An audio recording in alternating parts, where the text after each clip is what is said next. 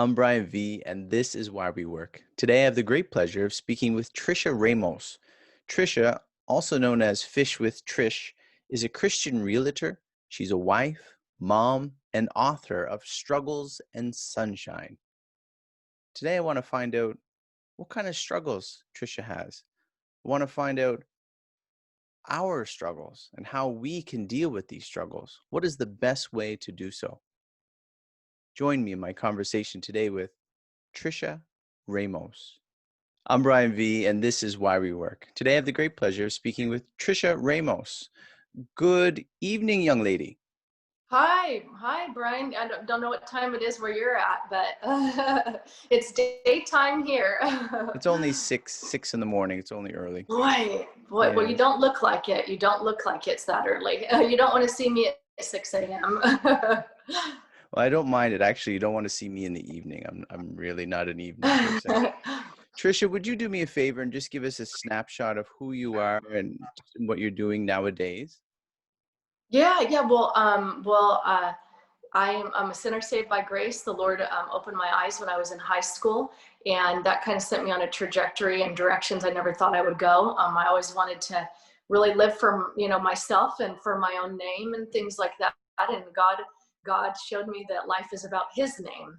And so when He saved me, it just He opened my eyes to the lost, and it was as if I saw dead people walking around everywhere that needed spiritual help. And so just right when the Lord saved me, there was a desire for evangelism, and that led me to Ray Comfort, who I know you're familiar with, Ray Comfort's ministry.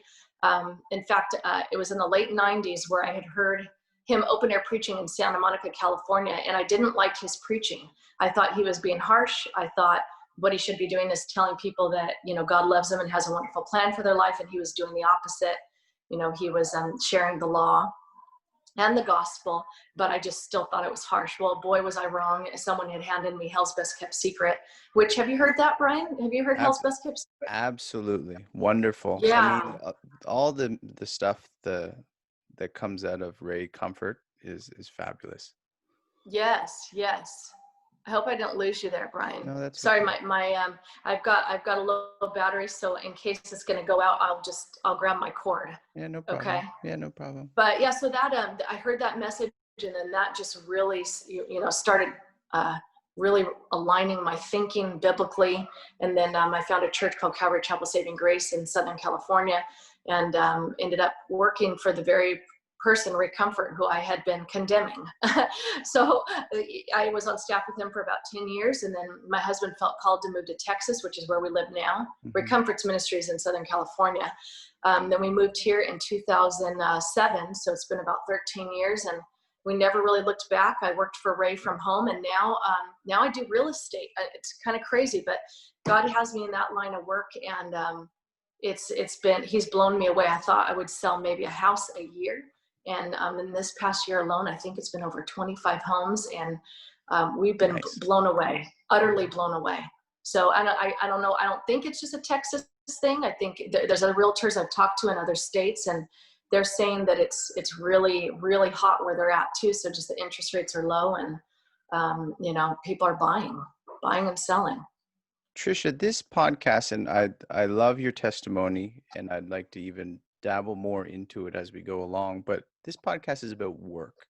And you are a hard worker, obviously. You're into real estate now, but what would have been your very first job, maybe as a teenager?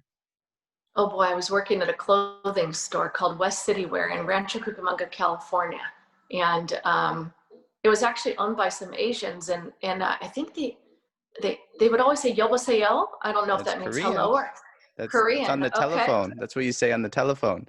여보세요. there you 네, go. 네, 고맙습니다. Yeah. 아이고. So that was about the only thing I could pick Yeah. up, but that was my first job. First job at age, I think 15. They were It was kind enough to take me in. a Korean Yes. clothing store at 15. Why did you get that job at 15?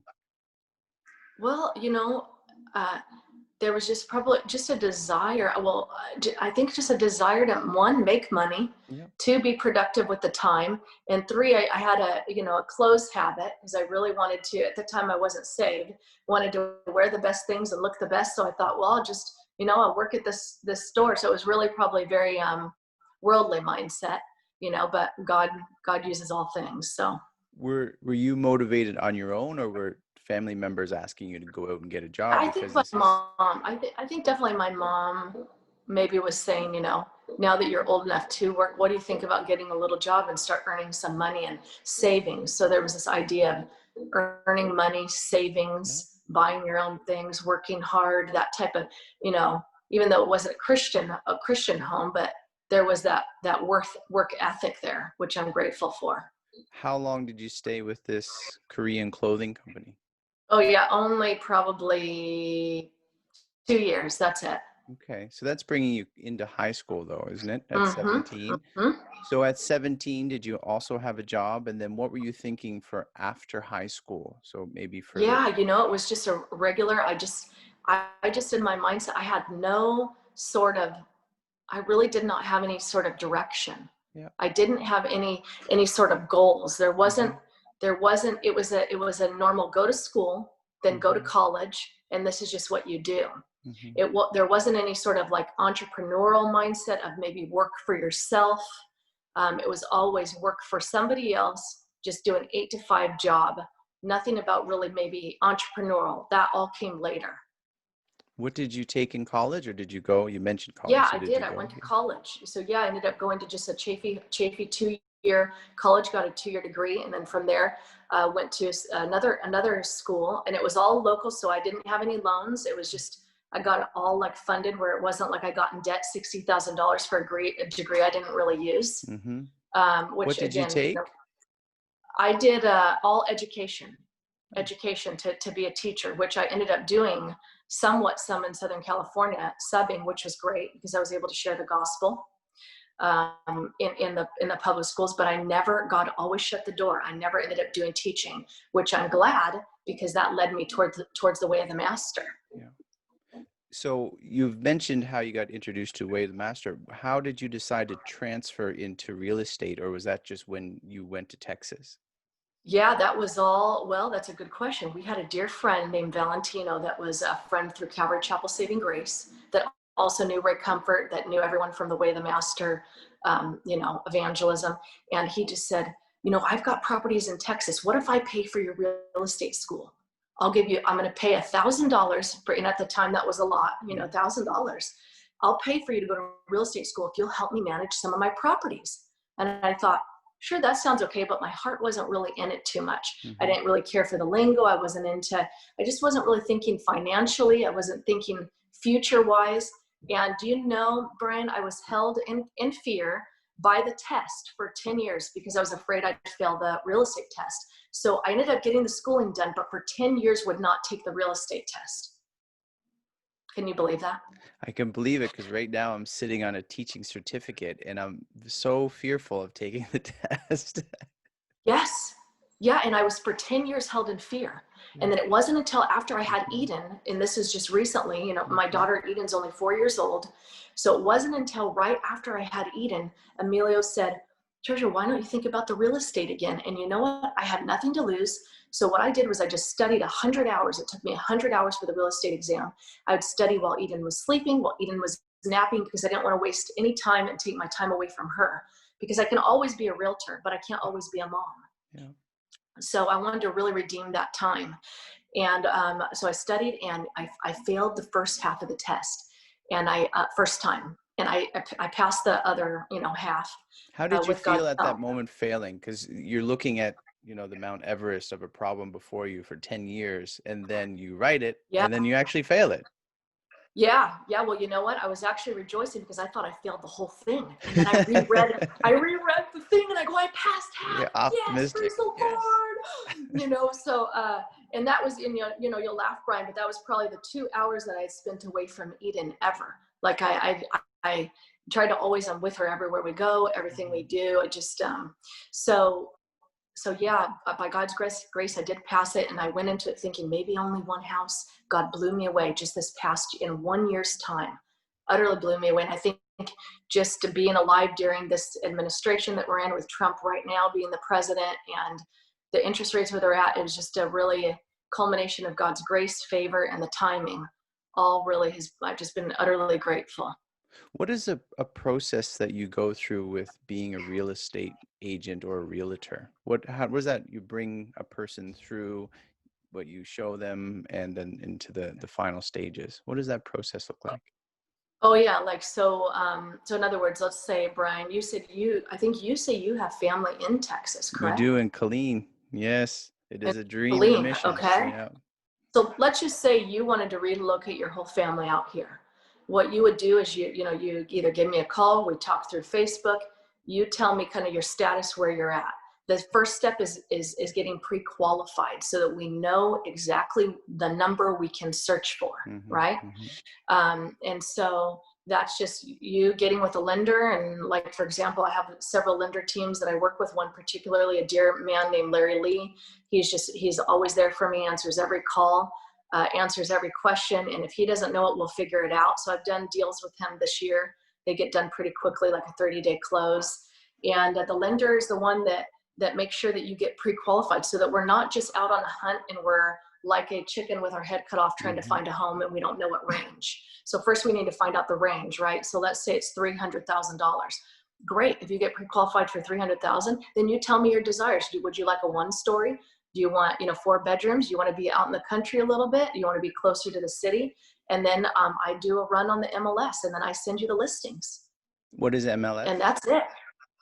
Oh, the MLS is the main like market where all homes in Texas and well really across America are listed and are available, right? For you to be able to see, oh, these are available homes. So it's the most up-to-date list, not Zillow, not Mm-hmm, mm-hmm, realtor.com, mm-hmm. but the MLS, and that's what realtors have access to. So it's kind of like if you look at it like this, the Facebook for realtors, right? Very It's good. giving you up-to-date news at any time. I've Trisha, got Eden coming go in here. ahead. Do you mind, Brian, if Yeah, I? no, I was talking to her a moment ago. No, pleasant co-guest. You just go potty real quick and I'll be right there, okay? Okay, she says she'll be back. But does that make sense? And then we go look. Yeah, And then it does. let's say you can't leave and you're in New York. Let's just say Mm-hmm. you're in New York and you Yeah, can't get here. We could do everything virtually. Can you believe that? it's We pretty can good. buy and sell a Yeah. home virtually, which obviously it's always ideal for you to be here in Texas, but we could do virtual too. Yeah, there's actually a friend I have on Facebook. I just was reading it last night, I believe, maybe even this morning.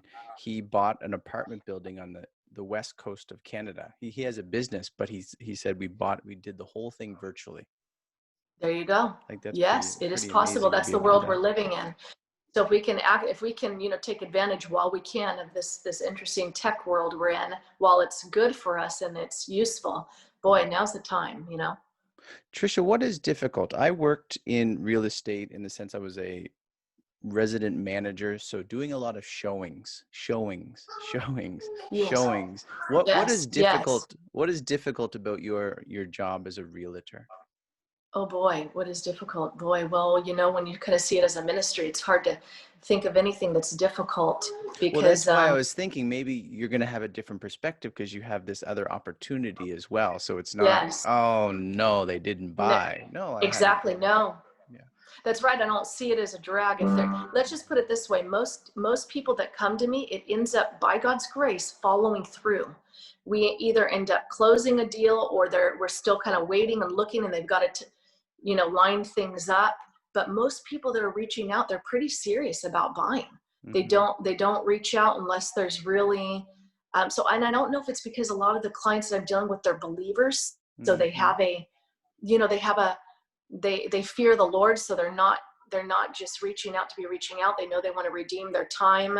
They're looking at the times and the season we're in, and they're going, okay, we need to make a move now. And so, yeah, I would say as far as difficult, no.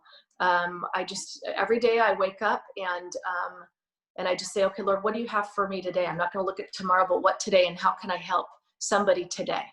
What is this skill? So you're talking like since 2017, maybe even 16 is actually getting some traction with this. So what is this skill that you really had to work on to be a realtor? That's a good question. What skill? Everything, I guess you could say. Mainly, I think the biggest hurdle, Brian, would be the discipline of, well, with that test, passing the test, right? And not getting overwhelmed by the big picture, but just small baby steps. So I think just perseverance. Would that be a good answer? Maybe perseverance in the little things, getting you to a big goal.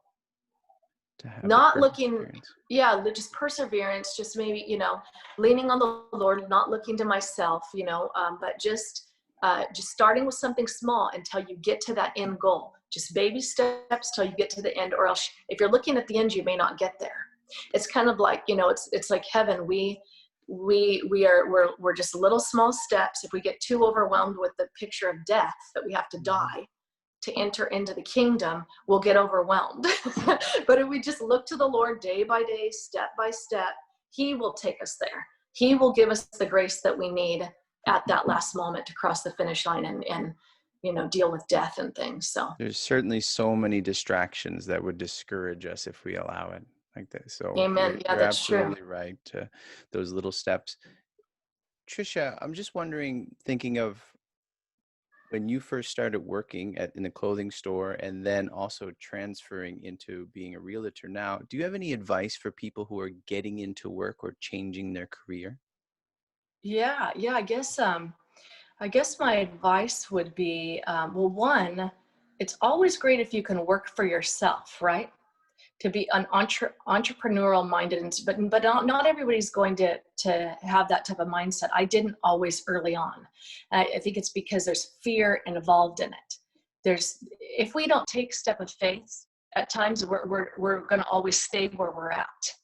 But not letting something that seems so big really incapacitate you, or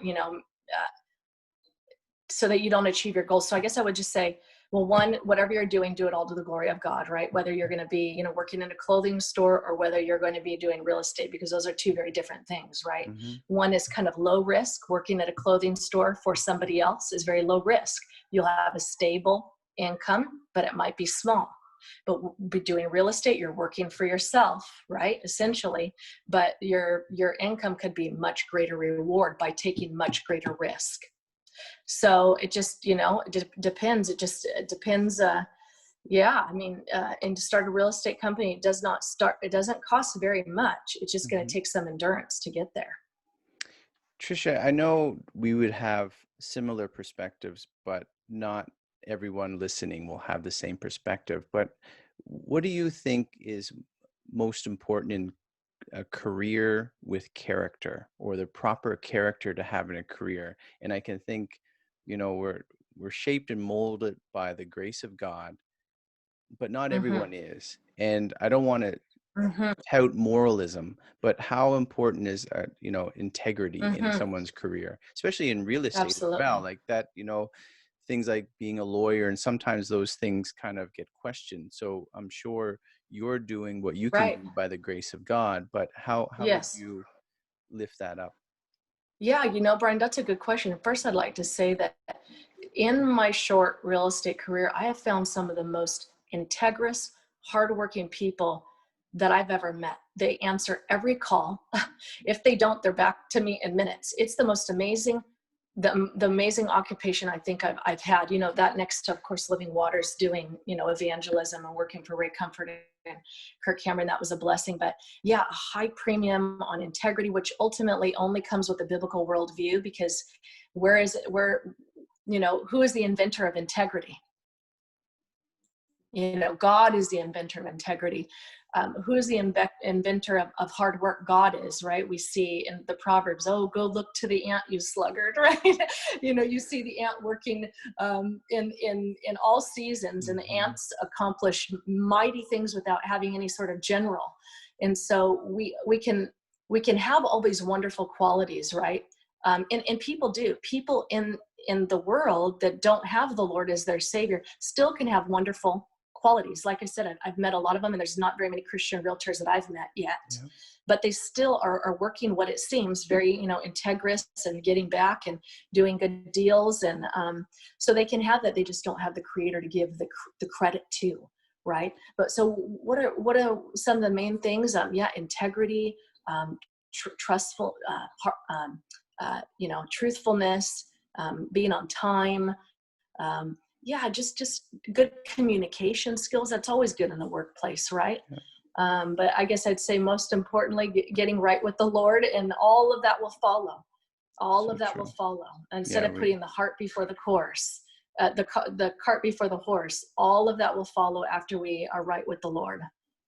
No, that's so true. That's why I said I don't want people just living morally with no heart change involved.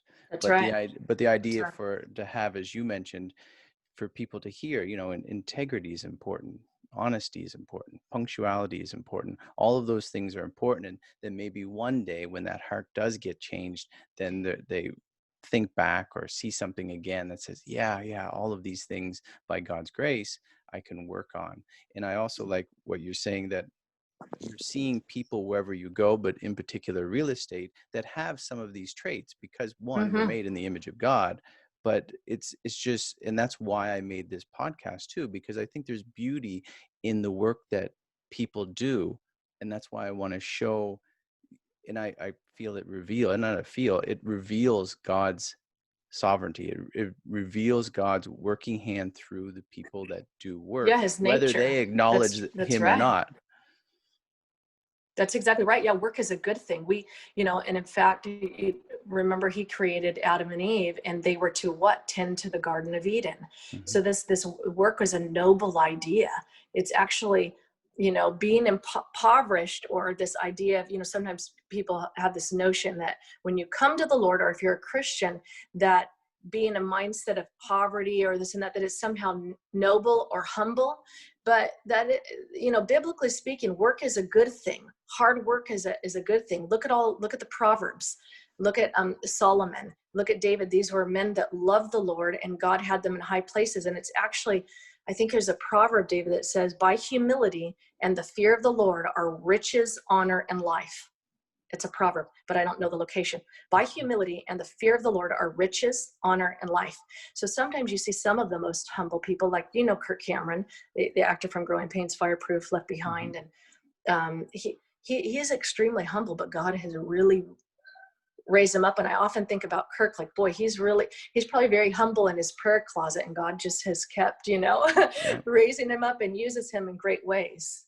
Yeah, it's funny for a person to, what was it? Growing Pains, correct? That's how he Yes. came on the scene, to go through that process of the industry and still remain humble. It is And wonderful Brian, you said praise to are God. you from Canada? You said Yes, originally? Nova Scotia, yes. Yeah, because I heard the process. I could tell that's a Canadian. People pick up on Yes, I words. I'm know like, that's a what? Canadian I thing. gotta listen to it. Process. So About. you're in another country, but from Canada, and you have family in Texas. Correct. My dear wife's Wow. sister. Yeah. It's Wow. Well, if you guys ever need anything, this is, and it's funny. I have a friend. Well, we've got several people coming from Seattle that are new clients. They're all leaving for the same reasons, because they want to go to Texas, that it has more of a conservative biblical, mindset. And they're coming out here. But I got two new clients. They're coming from California. They own a flooring company. They want like a commercial building and a home to live in. And they're leaving for the same reasons. In fact, the wife is actually from China.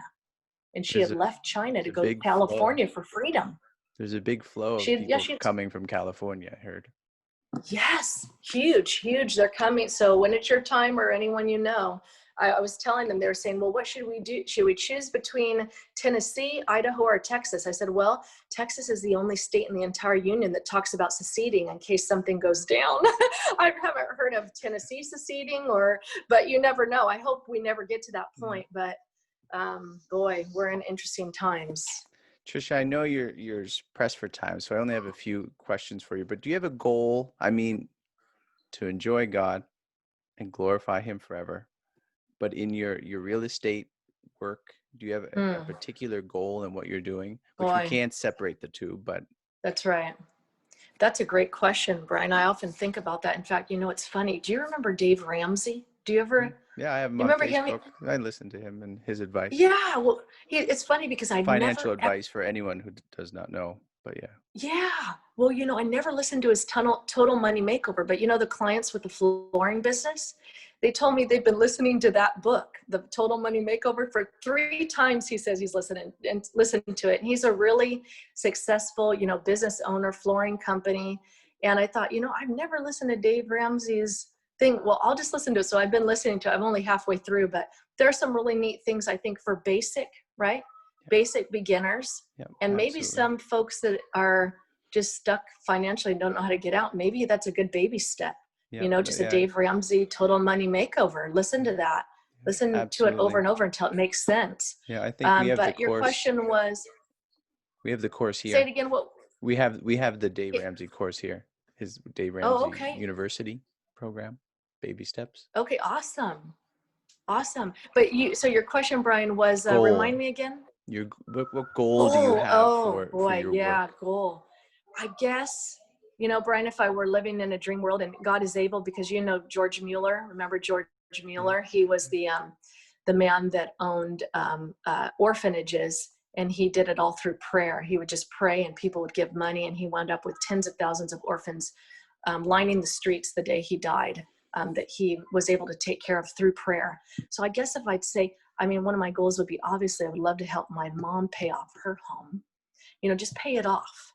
And because I've made money through real estate, I think that it's through real estate that could come. So that's my goal. I guess I'd say, that I could pay my mom's home off, maybe get, Emilio's parents a home, and then pay ours off. That would be a great goal. But I just submit it to Lord. I say, Lord, whatever you want, however you want to grow this, I just want to be diligent every day to what you give, what you bring, what opportunities you bring in.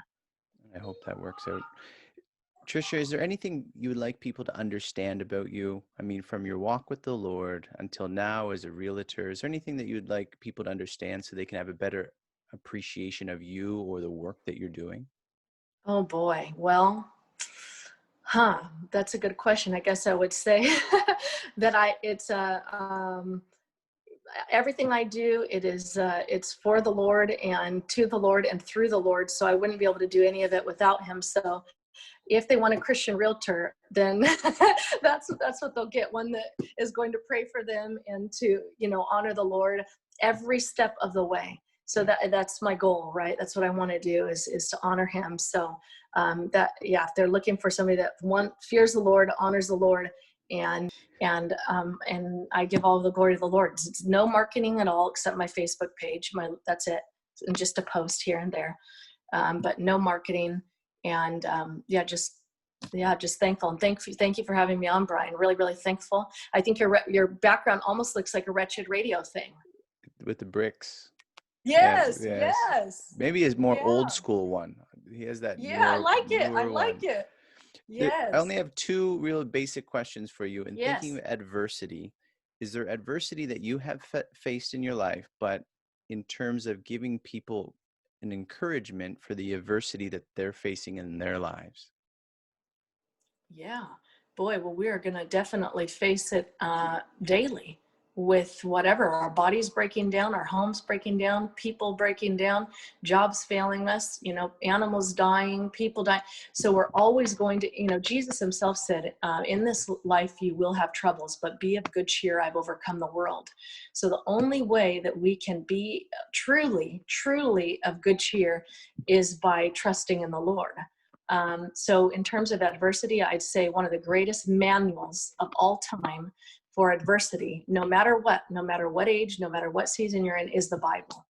That's going to be your greatest manual, better than any real estate book, better than any, doctor manual. That is our manual for life. So when there's adversity, go to the Word. And you know where to go? Guess where? Psalms would be really good, because King David was always in peril.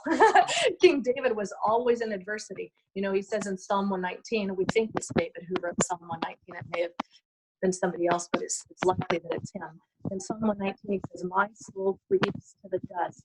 Revive me for your word. So when King David or whoever wrote that song, when their soul was clinging to the dust and they felt dying, then how are they going to be revived?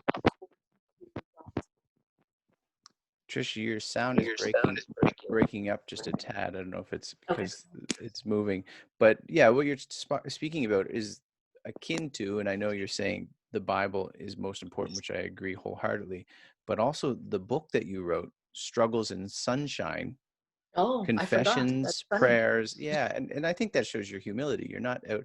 And I asked to speak with you. You didn't ask to come on here so you can promote being a realtor or your book. I think that speaks to your humility, which is all by grace. I know that. But Amen. struggles in sunshine, confessions, prayers, and biblical insight from a Christian mom. And Yes, absolutely. I forgot all about that. and so that would Yes, be a yes, helpful, useful tool as well, absolutely. I'm sure you would say. How could you be reached? How could people reach you or get in contact with you, whether about real buying a Yeah, home or your book or Fish with Trish, any other yes. good Yeah, things? absolutely. I'll give you every way. And thank you for mentioning that book. I really appreciate that. You can get that at Amazon. Um, you can reach me through fishwithtrishdotcom at gmail.com. It's kind of funny, right? And I use that for all my real estate deals. Fishwithtrishdotcom at gmail.com. That's just my email. And I also go to a church called Heritage Grace Community Church in Frisco. Anybody's welcome. Sunday at 2:30, we're there. That's where we worship. It's right here in Frisco. And then I'll just give you, I don't know if you can post up a direct number for anything real estate related, Yeah. 972-665-6531. Brian, you can use any of my things I text to you as well, my card, whatever, Yeah. anything you need in terms of real estate. And also, I can do any real estate deals across America. Yeah, I will get a referral fee Hmm. for any, if I find a realtor that you use. So it will be, used for God's kingdom, used for his glory to further the gospel. So if it's not Texas, anywhere in the United States, let me know. I can help in some way, God willing, with his help. And don't we all need his help? Trisha, I have one final question for you, and that is, why do you work? Boy, why do I work? Well, I just say, what I've said. I work for my sanity and for His glory, because work really has helped uh, grow my mind Mhm. and keep me focused, so that my focus isn't just only on Eden, my child, my 4-year-old child, which it is a lot, right? As you know, I want to spend only my time with her, but it also gives me a little bit of an outlet and some vision and direction for us together. She goes with me on all the deals. We do everything together. It gives me just a real, just a focused management of time. So work helps me really focus on my time, redeem the time, keeps my mind from being idle and bringing glory to God. And there's a verse for that, right? Redeem the times because the days are evil. Making the most of the time because the days are evil. And you know this as well as I do. Our days are more evil than we've ever seen. We're in really interesting times. So, yeah, very interesting. Mm-hmm. And if not just our hearts, the struggles and the difficulties that we go through, let alone the forces on the outside. Trisha Ramos, Fish with Trish, Christian Realtor, wife, mom, and author of Struggles in Sunshine. Thank you so much, and I appreciate the work that you're doing. Thank you, Brian. You know how to reach me if you and your family, anyone needs help. Thank you for having me. God bless you and what you're doing.